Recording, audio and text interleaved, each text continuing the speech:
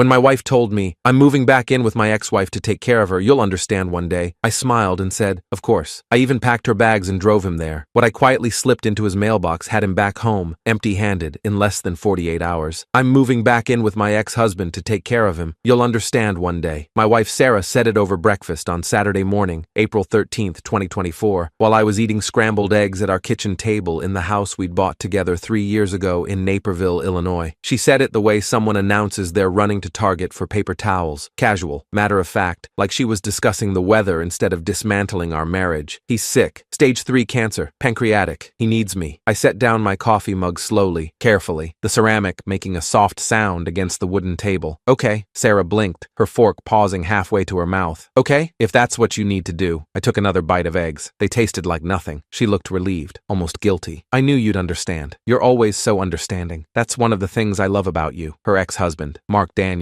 They'd been married for 7 years before me. High school sweethearts who'd gotten married too young and divorced when Sarah was 29. She'd met me 2 years later at a friend's wedding. We'd been married for 3 years, together for 5. I'd thought we were solid. "How long?" I asked, reaching for my coffee. "However long he needs. Could be months, could be." She looked away. "They're not sure. The prognosis isn't good." "What about us? About our marriage? We'll figure it out. I just need to do this. He doesn't have anyone else. His family's all gone. I can't just let him die alone." She reached across the table, put her hand on mine. "You understand, right? It's the compassionate thing to do." I looked at her hand, at her wedding ring, the one I'd picked out, the one that had cost me 2 months' salary. "I understand. Thank you." She squeezed my hand. "I knew you would. Some men would make this so difficult. But you're different. You're good." I nodded, finished my eggs. "Let me help you pack." That afternoon, I loaded her car, a white Honda CR-V 2021 model, still had that new car smell. Clothes on hangers, carefully arranged so they wouldn't wrinkle. Toiletries in a cosmetics bag. Her favorite pillow, the memory foam one she'd special ordered because she couldn't sleep on anything else. Shoes, books, her laptop, her favorite coffee mug with the little cat on it. She kept apologizing while I worked, standing in our bedroom doorway watching me fold her sweaters. "I'm not leaving you. This isn't about us. I just need to be there for him. He was my husband for 7 years. That means something." "I know," I said, placing a stack of t-shirts into her suitcase. "It's just temporary. Until he doesn't need me anymore. I understand. You're being so amazing about this." I zipped the suitcase closed. "That's what you do for the people you love." I drove her to Mark's house, 43 minutes across town to Oak Brook, to a neighborhood with bigger houses and older trees than ours. Mark's place was a 2-story colonial with white shutters and a manicured lawn, the kind of house that said success, stability, permanence. Mark answered the door wearing jeans and a button-down shirt, no hospital gown, no visible signs of illness. He looked healthy, better than healthy actually. Tan, fit, the kind of glow people get when they've been working out and eating right. He also looked smug. "Thanks for being so understanding about this, man," he said, shaking my hand with a grip that was firm, confident, nothing like someone in the late stages of cancer. "Really means a lot that Sarah has your support." I smiled, met his eyes. "Of course, family comes first, right?" "Exactly." He held my gaze a beat too long, a challenge in his expression that Sarah didn't see because she was already heading inside with the first load of bags. I helped carry everything in, 3 trips from the car. Mark's house was nice inside. Hardwood floors, granite countertops,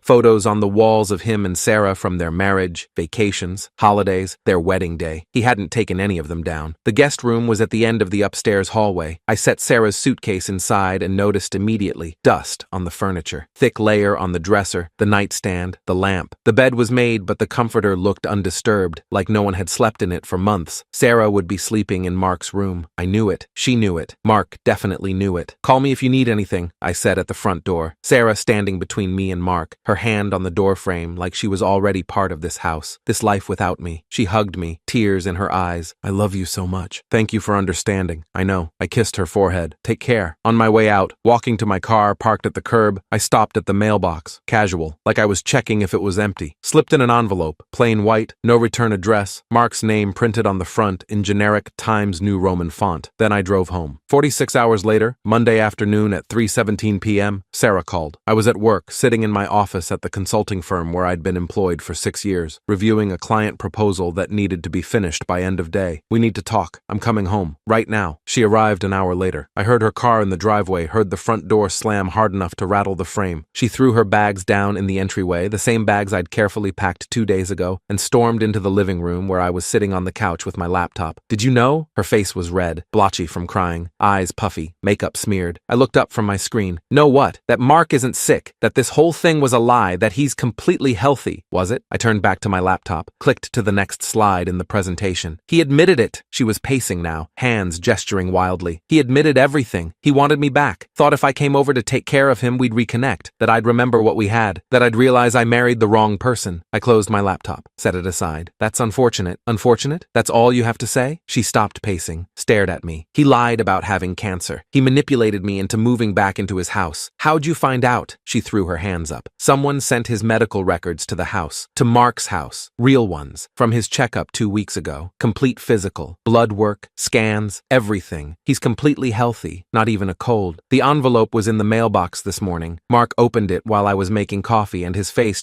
he went white. I asked what was wrong and he tried to hide it, but I grabbed it and she broke off, breathing hard. I nodded slowly. Interesting. That's it? Interesting? Her voice was rising. Don't you care that he manipulated me, that he lied about dying? I care that you left. Sarah's face shifted, confusion replacing anger. What? You told me you were moving in with your ex-husband to take care of him, indefinitely, because he was dying. You didn't verify that. You didn't ask for medical records, didn't talk to his doctors, didn't get a second opinion. You just went. He told me he had stage 3 pancreatic cancer. Why would anyone lie about that? I don't know, but you believed him without question. Packed your favorite pillow, the one you can't sleep without. Moved your clothes, your books, moved into his house. I stood up, walked to the kitchen, poured myself a glass of water. The guest room had dust on everything. On the dresser, the nightstand. No one had been in there for months. Sarah went very still. I wasn't planning to. What was it like, Sarah? Where were you planning to sleep? She didn't answer. Looked at the floor. I drank my water, set the glass down carefully. That's what I thought. You're twisting this, making it sound like I was leaving you for him. I was trying to help someone who was dying. Were you? I walked to my desk in the corner of the living room, the one I'd set up to work from home during COVID and never dismantled. Opened the top drawer, pulled out a manila folder, handed it to her. She took it with shaking hands. What is this? Mark's medical records. The real ones. Complete physical from 2 weeks ago. Blood work. CT scans. Chest x-ray. All clean. Sarah opened the folder, stared at the pages. At Mark's name at the top. At the doctor's notes. Patient presence in excellent health. No complaints. All systems normal. Follow-up in 1 year.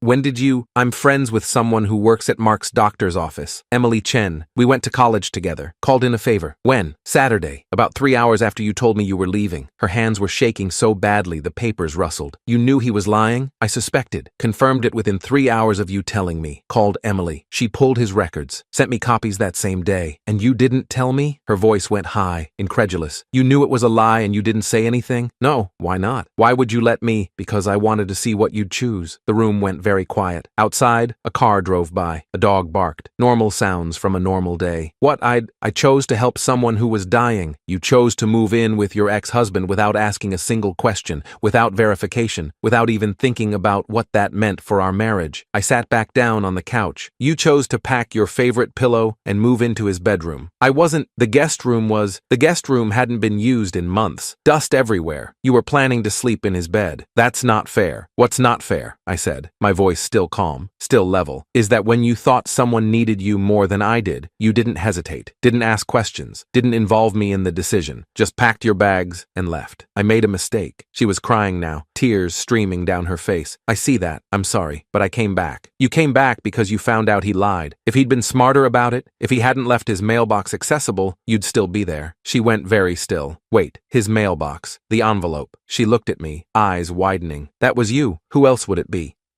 I thought someone at the hospital, a nurse maybe, who felt bad.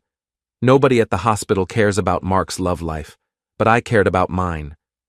She sat down hard on the arm of the chair, like her legs wouldn't hold her anymore. You sent his medical records to expose him, to give you the truth, since he wasn't going to. You let me go. You helped me pack. You drove me there. You smiled and said you understood. Her voice was rising again. You let me walk into that house thinking what? That you were being noble, compassionate, self-sacrificing? I leaned forward. You were moving back in with your ex-husband. You chose him over me, that's the truth. And I wanted to see if you'd figure it out on your own, or if you needed help. So what now? She stood up, wiped her face. You're leaving me? Is that what this is? I opened my laptop again, pulled up a document, turned the screen to face her. Divorce papers, filled out. My signature at the bottom. I filed this morning. You'll be served tomorrow.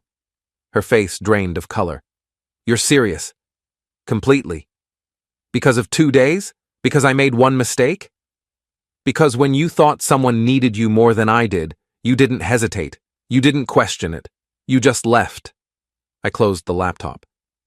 And because if you'd been willing to move into Mark's house, into his bedroom, for however long he needs, then our marriage was already over. I just made it official. I came back! She was shouting now. I left him. I chose you. You came back because you got caught. Because I sent those records. If you'd never found out, how long would you have stayed? A week? A month? Until you and Mark reconnected? She opened her mouth, closed it. No answer. That's what I thought. I stood up. You have 30 days to find a place. The house is in my name. Bought it before we got married. Where am I supposed to go? I don't know. Maybe Mark still has room. The guest room could use some dusting. She stared at me like she'd never seen me before, like the man standing in front of her was a stranger wearing her husband's face. Good.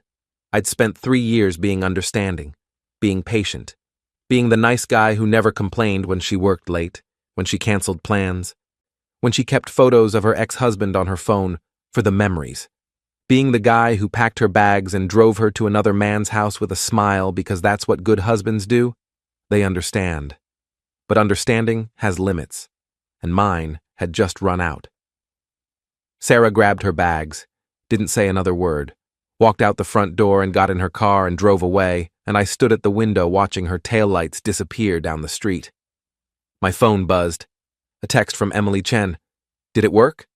I typed back, perfectly, thanks for the favor. Anytime. Coffee soon? Definitely. I set my phone down, looked around the house, my house now. Quiet, empty. Exactly how I'd left it before Sarah. Before I'd let someone convince me that being understanding meant being a doormat. The divorce would be final in 90 days. Sarah would sign or contest, but either way, it was over. And somewhere across town, Mark was probably realizing that his plan to win back his ex-wife had backfired spectacularly, all because of a plain white envelope in his mailbox containing the truth he'd tried so hard to hide. I smiled, poured another glass of water, sat back down at my laptop, had work to finish, a presentation to complete, a life to rebuild, and this time I'd do it on my own terms,